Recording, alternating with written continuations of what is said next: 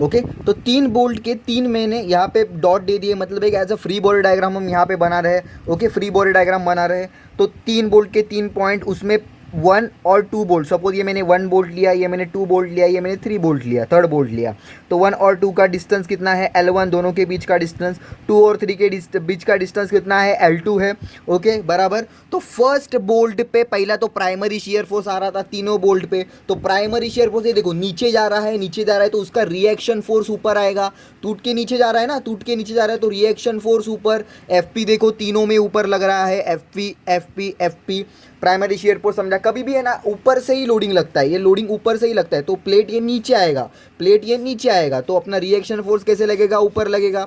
बराबर बोल रहा हूँ कि नहीं? ओके समझा। उसके बाद सेकेंडरी शियर फोर्स, अभी देखने का सेकेंडरी शियर फोर्स कैसे लगाने का। ओके, तो सेकेंडरी शियर फोर्स का रूल कैसे लगता है, जिस डायरेक्शन में ये रोटेट कर रहा है उसके अपोजिट डायरेक्शन में लगेगा। ओके, तो ये देखो ये कैसे मूव कर रहा है। अभी हाँ एक बात रह गई, अभी इसका सेंटर कहाँ पे आया था, यहाँ पे बीच में आया था, तो टोटल लोड का इफेक्ट सेंटर पे आता है कभी भी, तो यहाँ पे डब्ल्यू आएगा और उसका मूवमेंट आएगा। ये अगर ऐसे क्लॉकवाइज घूम रहा है, क्लॉकवाइज घूम रहा है, तो मूवमेंट क्लॉकवाइज आएगा, मतलब उसका वैल्यू कितना आएगा, डब्ल्यू इंटू ई आएगा उसका वैल्यू। बराबर। ओके, मूवमेंट का वैल्यू नॉर्मल सम जैसा हम निकलते हैं वैसा है। ओके, तो अभी अभी सेकेंडरी शियर फोर्स कैसे लगेगा यहाँ पे, तो देखो सेकेंडरी शियर फोर्स कैसे लगेगा कि फर्स्ट पॉइंट का सेकेंडरी, फर्स्ट बोल्ट पे सेकेंडरी शियर फोर्स, ये क्लॉकवाइज घूम रहा है, तो secondary shear force always 90 degree anti clockwise में लगेगा। ये क्लॉकवाइज घूम रहा है तो एंटी क्लॉकवाइज में लगेगा, तो ये ऐसे क्लॉकवाइज घूम रहा है यहाँ पे, ऐसे क्लॉकवाइज घूम रहा है यहाँ पे, तो सेकेंडरी शियर फोर्स कैसे लगेगा, एंटी क्लॉकवाइज, मतलब ये ऐसे घूम रहा है तो रिवर्स डायरेक्शन में लगेगा 90 डिग्री में। समझा?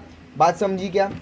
एकदम इजी है, एकदम इजी है, कुछ नया नहीं है यहाँ पे। ये देखो ये ऐसे क्लॉकवाइज घूम रहा है, तो secondary shear force anti clockwise negative लग रहा है, एंटी क्लॉकवाइज डायरेक्शन में लग रहा है। अभी ये देखो यहाँ पे इसी पॉइंट पे सेंटर है, तो सेंटर में सेकेंडरी शियर फोर्स नहीं आता है, क्योंकि सेंटर में कभी मूवमेंट ही नहीं आएगा। सेंटर में कभी मूवमेंट आता है क्या? नहीं आता है, तो सेंटर में मूवमेंट नहीं आएगा तो सेकेंडरी शेयर फोर्स आएगा ही नहीं। ये देखो थर्ड पॉइंट है, थर्ड पॉइंट पे अभी देखो क्लॉकवाइज घूम रहा है, क्लॉकवाइज घूम रहा है, तो एंटी क्लॉकवाइज कैसे आएगा, ऐसे जाएगा क्या? नहीं, ये तो ऐसे ऐसे जाएगा ना, सेंटर से देखो रोटेट करेगा तो क्लॉकवाइज घूमेगा, तो एंटी क्लॉकवाइज ऐसे घूमेगा, एंटी क्लॉकवाइज ऐसे घूमेगा यहाँ पे। ये देखो रोटेट कंपास मैंने बताया था, कंपास जैसा रखने का और घुमाने का, तो एंटी क्लॉकवाइज ऐसे जाता है। तो ये देखो सेकेंडरी शेयर फोर्स यहाँ पे लगा FS3। ओके समझा? ये बात इतना समझा है आपको, कैसे प्राइमरी शेयर फोर्स तीनों में लगता है, अपवर्ड डायरेक्शन क्यों लगता है ये भी मैंने बताया। सेकेंडरी शेयर फोर्स कैसे लगाने का, अगर क्लॉकवाइज घूम रहा है आपका मूवमेंट तो एंटी क्लॉकवाइज में सेकेंडरी शेयर फोर्स लगता है। बराबर, दोनों के बीच का डिस्टेंस। ओके, ये बात समझिए आपको। ओके ओके, तो अभी हमने देख लिया कि प्राइमरी और सेकेंडरी शियर फोर्स का फ्री बॉडी डायग्राम इसका कैसे बनाना है, कैसे एक्ट करता है हर एक बोल्ट पे, वो हमने देख लिया।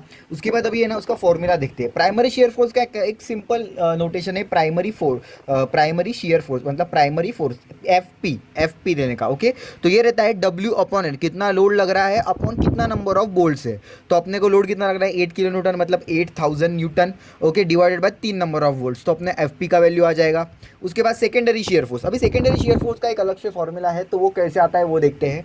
टोटल मूवमेंट कितना लग रहा है अपना, W/E, मतलब टोटल W जो लोड लग रहा है इंटू E, इसेंट्रिसिटी कितना लग रहा है वो अपने को दिया है, इक्वल्स टू पहले का फोर्स इनटू L1, मतलब उसका सेंटर से डिस्टेंस, पहले बोल्ट पे force secondary shear force into length between into distance between centre to first bolt. Okay, वो L1 हो गया, प्लस जितना बोल्ट है दूसरा FS2 into L2 plus FS3 into LT।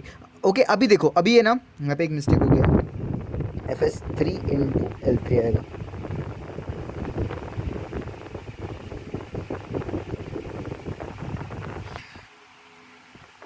Okay, तो अभी क्या है यहाँ पे इशू, पता है क्या कि ये देखो, मतलब अभी यहाँ पे सेंटर पे सेकेंडरी शेयर फोर्स आता है क्या? नहीं आता है। सेंटर पे सेकेंडरी शेयर फोर्स नहीं आता, तो वो लेंगे क्या? हम नहीं लेंगे, तो डायरेक्ट FS3 पे आएगा, FS3 इंटू L3। इसको हम L3 भी ले सकते हैं, L2 भी ले सकते हैं, L3 कर देते हैं, मैंने गलती से L2 लिख दिया था यहाँ पे, तो L3। तो ये देखो अभी क्या अभी फोर्स, अभी ये अपने को फोर्स कहाँ से मिलेगा, तो ये फोर्स भी चाहिए ना, तो ये फोर्स का वैल्यू कैसे आता है पता है क्या, ये फोर्स का एक फॉर्मूला है, इंडिविजुअल बोल्ट पे कितना लोड लग रहा है स्मॉल डब्ल्यू, इंडिविजुअल बोल्ट पे कितना लोड लग रहा है small W into length, into यही लेंथ जो लेंथ L1 है यही वाली। तो अभी इसका एक ये Fs का वैल्यू यहाँ पे पुट कर देंगे तो क्या आएगा, W into e equals to W into L1 this square, क्योंकि L1 मल्टीप्लाई हो जाएगा L1 square plus W into L3 square. Okay, ये भी मल्टीप्लाई हो गया तो L3 स्क्वायर हो गया। ओके, तो ये स्मॉल वाला W हम कॉमन लेंगे, L1 L2 कॉमन निकालेंगे, L1 plus L3, L1 plus L3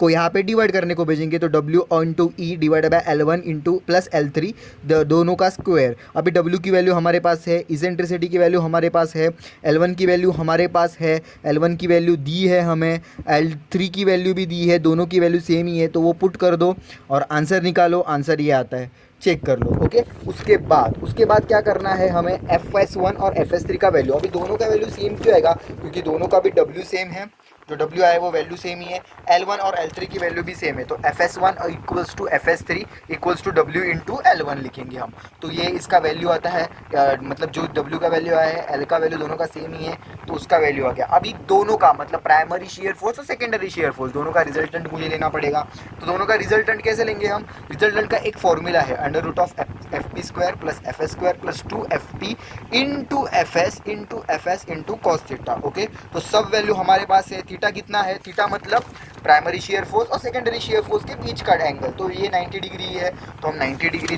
90 put करेंगे, तो जिससे हमें रिजल्टेंट वैल्यू आ जाएगा। अभी बोल्ट साइज फाइंड करना है, अभी बोल्ट साइज फाइंड करने के लिए ना क्या करेंगे पता है क्या, हम पहले टाउ फाइंड करेंगे। तो टाउ कैसे फाइंड करते हैं, हमें यील्ड स्ट्रेस दिया था, तो yield stress divided by factor of safety into 0.5 कर दिया, तो हमें डायरेक्ट टाउ मिल जाएगा इसका। ओके, टाउ मिल जाएगा, तो यील्ड स्ट्रेस हमें गिवन है 380, फैक्टर ऑफ सेफ्टी हमें गिवन है, इंटू 0.5 कर देंगे तो वैल्यू आ जाएगा। तो CSS का फॉर्मूला क्या है, force upon area, shear force upon area, तो ये फॉर्मूला में सब वैल्यू पुट करके हमें एरिया फाइंड मिल जाएगा। तो एरिया क्या रहता है, बोल्ट का एरिया क्या रहता है, π/4 कोर डायमीटर का स्क्वायर, तो π/4 DC स्क्वायर। ओके, तो इसमें अननोन क्या है, DC स्क्वायर, तो हमें DC मिल गया, अभी हमें DC नहीं चाहिए, नॉमिनल डायमीटर चाहिए, D चाहिए, तो D equals to 1.19 times DC रहता है, तो 1.19 टाइम्स DC पुट कर दिया तो हमें D आ जाएगा, D मिल जाएगा। अभी D का वैल्यू 19.62 है, तो 20 राउंड कर दूंगा मैं, मतलब M20 का बोल्ट लगेगा। समझा, इजी था ये सम। ओके, कुछ ज़्यादा नहीं था, सिर्फ फॉर्मूला बेस पे आपको यूज़ करना है स्टार्ट से एंड, ये वाला पार्ट समझ के लेने का था, ये वाला पार्ट पहला समझ के लो, FP कैसे आया, FS कैसे आया, FS प्लॉट कैसे करने का, अगर मूवमेंट एंटी क्लॉकवाइज हो रहा है तो FS, मूवमेंट क्लॉकवाइज हो रहा है तो FS एंटी क्लॉकवाइज लगेगा, ये भी मैंने आपको बताया। ओके, तो ये ठीक से समझ के लो, ये पहला ठीक से समझ के लो, बाकी तो पूरा फॉर्मूला बेस है। और ये तो पहला टाइप हो गया, पहला टाइप का हम और एक सम करेंगे, उसमें थोड़ा वैरायटी है, दूसरा और तीसरा टाइप का भी सम सेम टू सेम है, कुछ चेंज नहीं है इसमें। ओके।